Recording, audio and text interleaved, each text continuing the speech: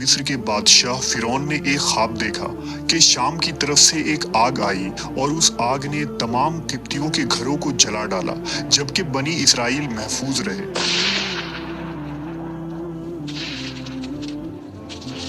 دہشت کے عالم میں بیدار ہونے کے بعد فرعون نے تمام کاہنوں اور نجومیوں کو جمع کر کے اپنا خواب بیان کیا۔ نجومیوں نے اسے بتایا کہ بنی اسرائیل میں ایک بچہ پیدا ہوگا جو فرعون کی بادشاہت کو ختم کرے گا۔ وہ بچہ کون تھا اور اس نے فرعون کی بادشاہت کا خاتمہ کر کے مصر کی تاریخ کو کیسے بدل ڈالا؟ اس ویڈیو میں ہم فرعون کے اس خواب اور اس پراسرار بچے کے متعلق جانیں گے۔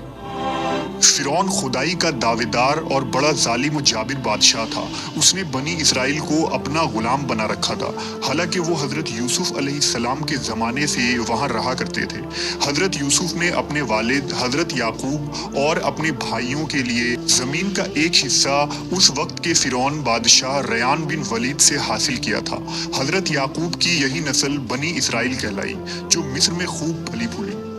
یہ لوگ حضرت یعقوب کے دین کے پیروکار تھے، لہٰذا اس وقت اللہ کے نزدیک یہ سب سے بہترین جماعت تھی۔ انہوں نے فرعون کو سجدہ کرنے اور اسے اپنا رب ماننے سے انکار کر دیا تھا۔ اسی وجہ سے بادشاہ اور اس کے حواری ان پر ظلم و ستم کے پہاڑ ڈھاتے اور ان سے گھٹیا کام کرواتے تھے۔ فرعون نے جب اپنا خواب کاہنوں اور نجومیوں کو بتایا تو انہوں نے اس کی تعبیر یہ بتائی کہ بنی اسرائیل میں ایک بچہ پیدا ہوگا اور اس کے ہاتھوں اہل مصر کی ہلاکت ہوگی۔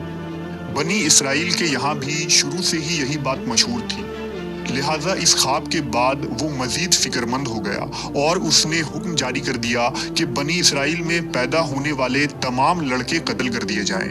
اس حکم کے مطابق فرعون کے حواری اور اس کے سپاہیوں نے ہر ممکن قدم اٹھایا تاکہ کوئی بھی نومولود لڑکا زندہ نہ بچ پائے، لیکن اللہ کے فیصلے اٹل ہوتے ہیں۔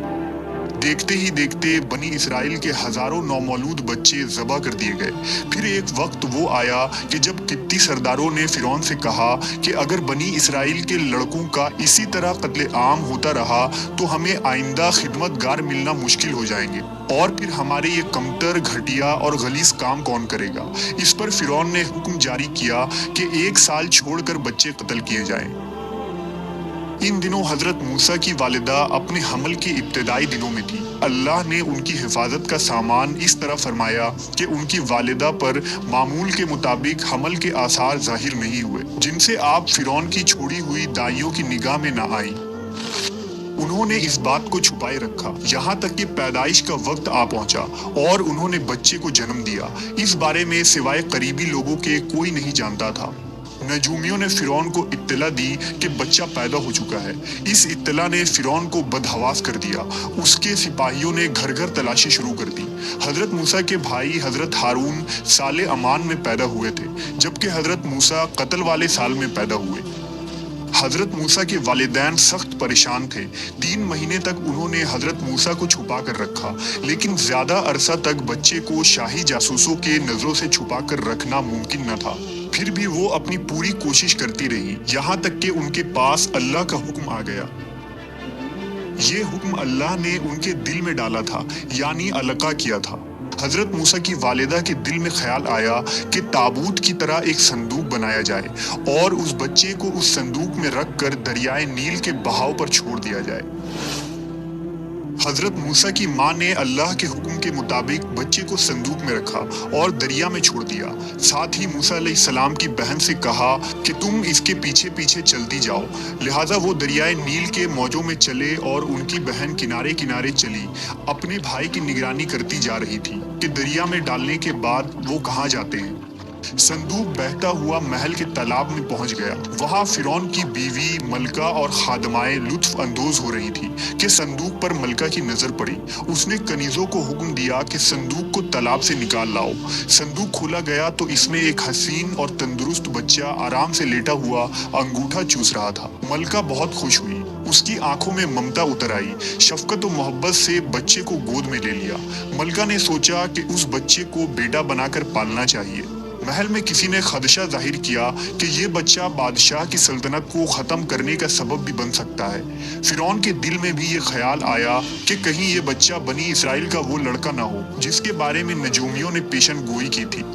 لیکن فرعون کی بیوی نے کہا یہ بھی تو ہو سکتا ہے کہ یہ بچہ ہماری آنکھوں کی ٹھنڈک بنے یا ہم اس کو اپنا بیٹا بنا لیں۔ اس پر فرعون نے کہا یہ صرف تیری آنکھ کی ٹھنڈک ہے، میری نہیں۔ میں نہیں چاہتا بنی اسرائیل کا کوئی بچہ میری نگرانی میں پلے، لہٰذا یہ صرف تیری ہی آنکھوں کی ٹھنڈک ہے۔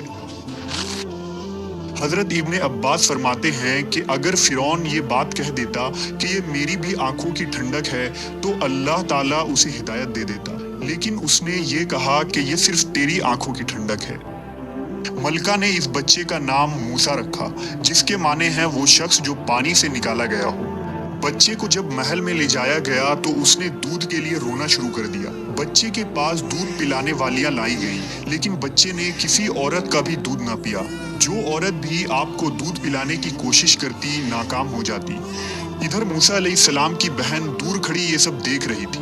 موسیٰ علیہ السلام کی بہن نے فرعون کی بیوی سے کہا کیا میں تمہیں ایسا گھر نہ بتاؤں جو اس بچے کی تمہارے لیے پرورش کرے اور اس بچے کی خیر خواہ ہو، اس لیے کہ وہ ایک غریب گھرانہ ہے۔ جب انہیں معلوم ہوگا کہ یہ بچہ فرعون کے گھر سے آیا ہے تو انہیں انعام و اکرام ملنے کی امید رہے گی۔ اس گھر میں نیک سیرت خاتون ہے، وہ اس بچے کو بخوشی دودھ پلانا قبول کرے گی۔ فرعون کی بیوی نے کہا چلو ٹھیک ہے، لہٰذا آپ کی بہن انہیں گھر لے کر آئی۔ والدہ محترمہ نے بچے کو دودھ پلایا تو آپ نے فوراً دودھ پینا شروع کر دیا۔ اب چونکہ بچے نے کسی اور کا دودھ پینا قبول نہیں کیا تھا، اس لیے وہ خود بچے کو لے کر آتے تھے۔ اس طرح موسیٰ علیہ السلام کی والدہ کا بے حد احترام ہونے لگا۔ اس طرح حضرت موسیٰ علیہ السلام شاہی محل میں پرورش پا کر جوان ہو گئے اور پورے توانا ہو گئے۔ لہٰذا اللہ نے آپ کو نبوت کے منصب پر فائز کیا۔ آپ نے بنی اسرائیل کو فرعون سے آزادی دلائی اور مصر سے نکل گئے۔ فرعون بنی اسرائیل کو ختم کرنے کے لیے لشکر لے کر روانہ ہوا۔ جب بنی اسرائیل بحر احمر کے قریب پہنچے تو اللہ نے ان کے لیے دریا کے بیچ سے راستہ کھول دیا۔ یہ وہی موقع تھا جب فرعون کا وہ خواب پورا ہونے والا تھا اور اس کی بادشاہت اور لاؤ لشکر تباہ و برباد ہونے والی تھی۔ بنی اسرائیل تو سمندر کے پار چلے گئے، مگر جب فرعون اپنے لشکر سمیت ان کے پیچھے آیا تو سمندر کا یہ راستہ بند ہو گیا اور وہ اپنے لشکر سمیت اس سمندر میں غرق ہو گیا۔